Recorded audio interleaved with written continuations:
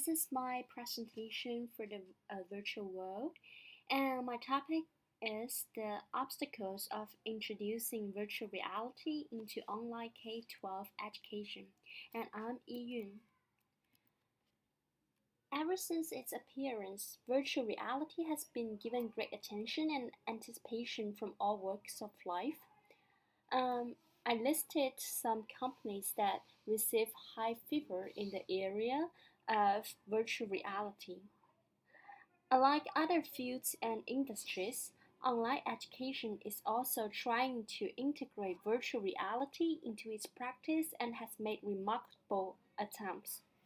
Online education practitioners are so enthusiastic for the combination of the two that they seem to be too optimistic to see the current landscape of virtual reality in online education in an impersonal manner. Few manage to look deep into the obstacles on the road of integrating virtual reality into online education.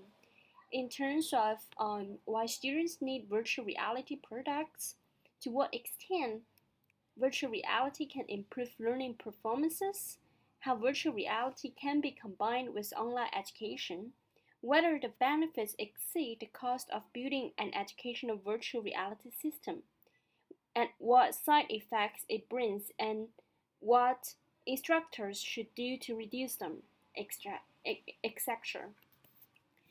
Therefore, this paper will discuss problems that practitioners should think about before putting efforts into developing virtual reality systems applied to K-12 online education area with detailed and comprehensive literature reviews. I suppose the definition of virtual reality has been pretty familiar with you guys, so I won't spend time to explain this part. In the field of education, VR offers teachers and students unique experiences that are consistent with successful instructional strategies, like hands-on learning, group projects and discussions, field trips, simulations, and concept virtualization. Network VR also provides students with shared experiences where multi-users interact simultaneously and shares controls over the environment with augmented capabilities.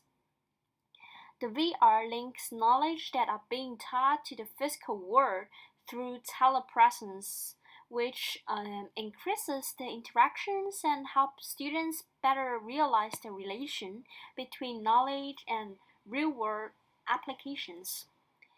It also enables unique abilities such as the control over time and space, like flying, seeing things from different perspectives, etc.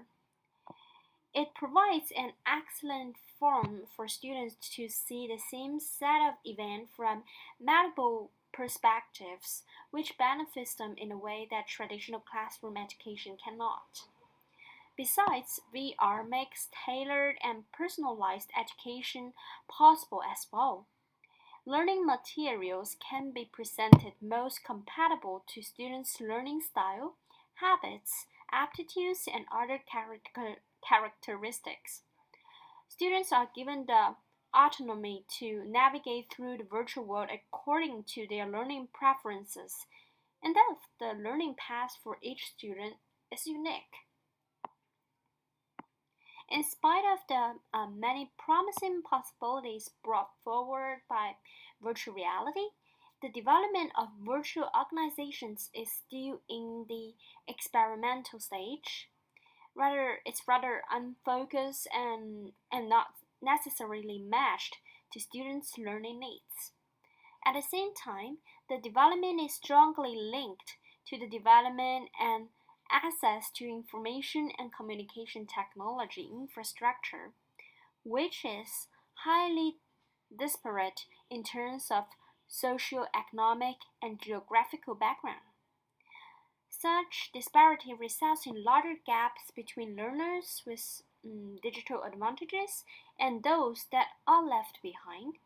So, my following section will analyze the challenges and obstacles that exist in current educational virtual reality development to help developers and practitioners to see the landscape of educational VR development with soberness. The first problem that practitioners would encounter is the digital divide. Digital divide, if you don't know what the definition is normally referred to as the inequality between haves and have-nots, differentiated by measures of access to or use of the new technology. Well, you have to know that in many parts of the world, there is little or even no access to internet, while in some areas, although internet is available, the cost of utilizing it is prohibitive. So VR technology applicants such as computers, tablets, televisions, on the other hand, are not accessible to every learners. Um, I guess you all know that even within developed economics, the disparity of access is so great that many policymakers fear that adopting these technologies will result in a widening of the gap between the haves and the have-nots. So under such condition, financial and policy supports from governments might be restricted. At the same time, the front-end cost of implementing high quality VR, the cost of hardwares upon which VR is built, the operating costs and the cost of developing educational learning materials in VR are all so high that without capitalization funds, it's hard for educational organizations to develop VR appliances by their own. Therefore, commercial modes are significant in the development and promotion of educational VR, while avoid practices passing these costs on to the students who use VR appliances. This situation aggravates the digital divide that has already existed, as digital divide has correlation with students' socioeconomic status. And perhaps the most commonly reported constraint is the reticence of most teachers and faculty to embrace the use of information and communication technologies. Well, lack of training in the use of the technology is the most frequently cited reason for the reticence. Integrating VR into online education is argued to be distracting for students from the learning targets to amusements that VR provides, and the cost of ensuring that students use VR for educational purposes is sometimes beyond teachers and schools' affordable range. Therefore, many teachers would rather choose not to engage students in educational VR to prevent the possible negative effects. And besides, although there have been a considerable number of teachers using online educational platforms, only a few of them are familiar with VR technology. So, under such conditions, teachers need to get extra training before they use VR technology. However, the motivation behind participating in extra training is comparatively low because, on one hand, most of them are reluctant to changing, and while on the other hand, they don't see a convincing evidence on how VR improves um, learning performances. The resistance also attributes to teachers' pedagogy. When teachers consider learning to be teacher centered and students are to follow teachers' guidances, it is hard for them to accept VR, which is more student centered and constructivist. Well, the third problem that practitioners will encounter is the transfer rate.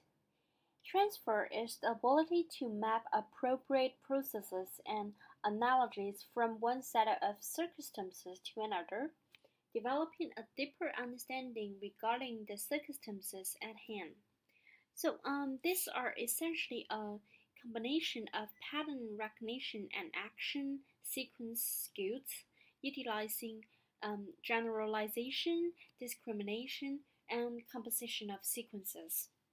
When we use VR in educational scenarios, the real world is mimicked in a realistic and concrete manner, which might exert negative influences on students' ability to generalize an abstract concept and apply it to possible situations in the real world.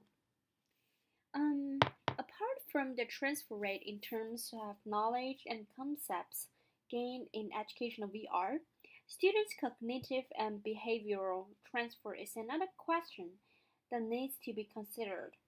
In VR, students have the ability to create words without repercussions for socially reprehensible acts.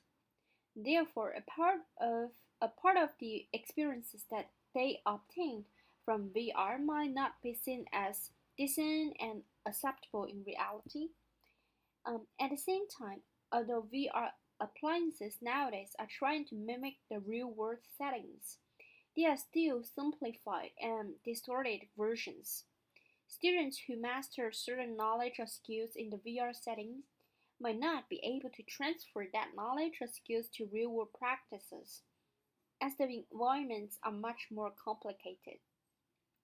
When students get more and more accustomed to VR environments, they might have more possibility of going through a hard time when faced with real world scenarios. The problem seems more serious in operating skills building, such as doing chemical experiments. Another obstacles that are often neglected is the novelty effect. The novelty effect refers to the tendency for performance to initially improve when new technology is instituted, not because of any actual improvement in learning or achievement, but in response to increased interest in the new technology. This effect has already been observed with e-learning devices and is predicted to be seen in the introduction of VR into K-12 online education.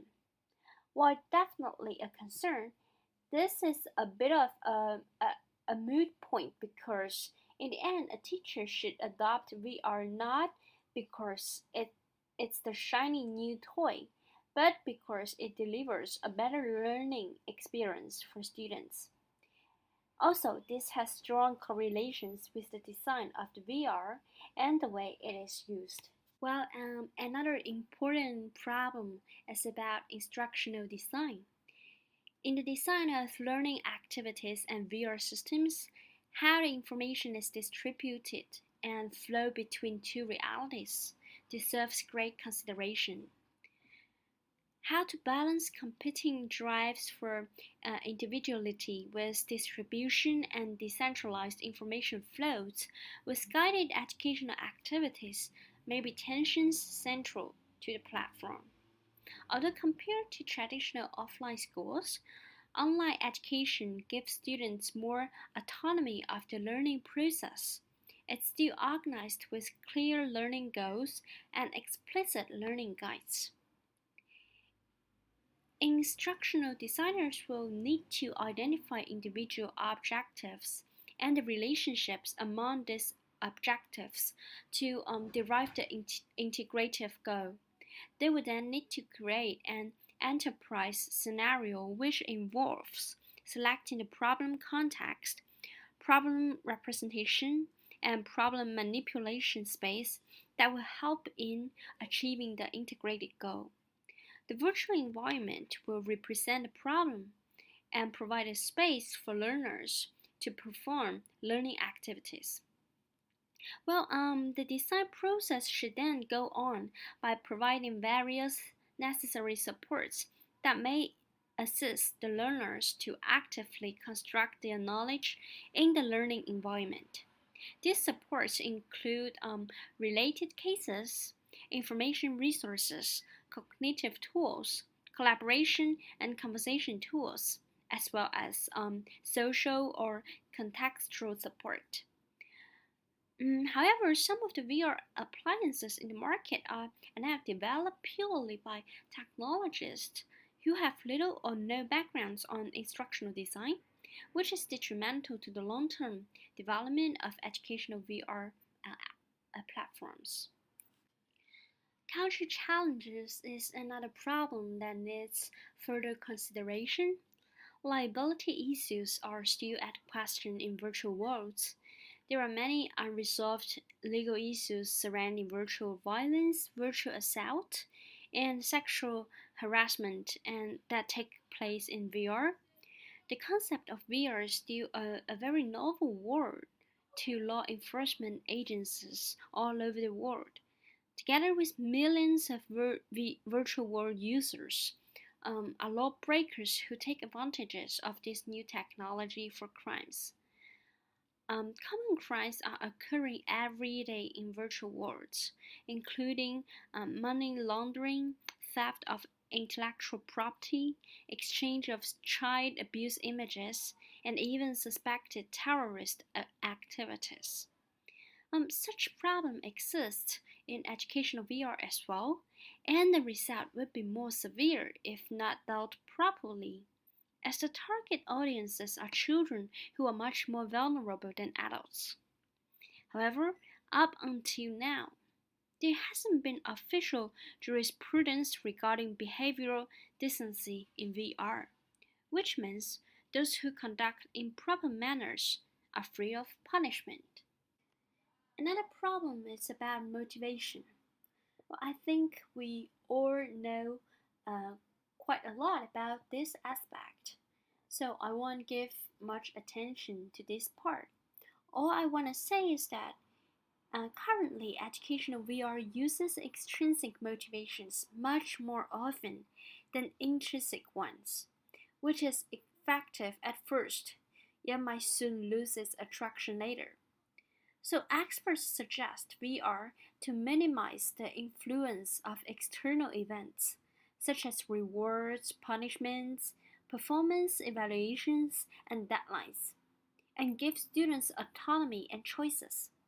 Yet at current, rewards, punishments, and performance evaluations are still the main sources of VR learning for users.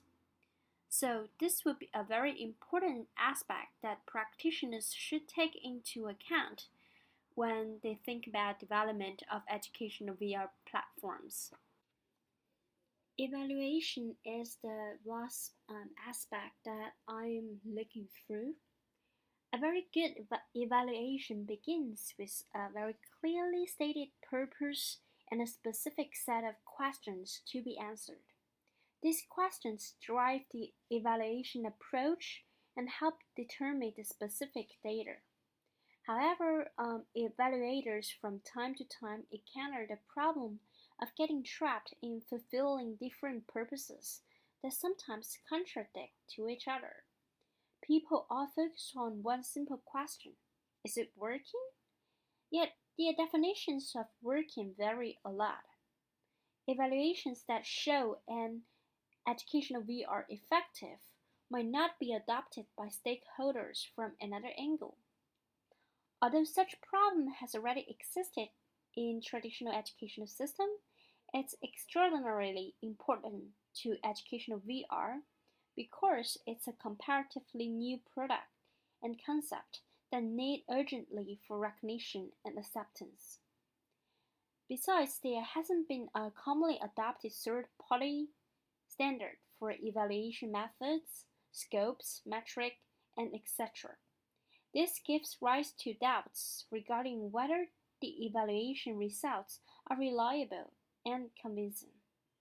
Evaluators must be able to clearly articulate key program goals, define outcomes that align with them, and then identify specific outcome measures that can be used to track the program's progress in meeting the goals.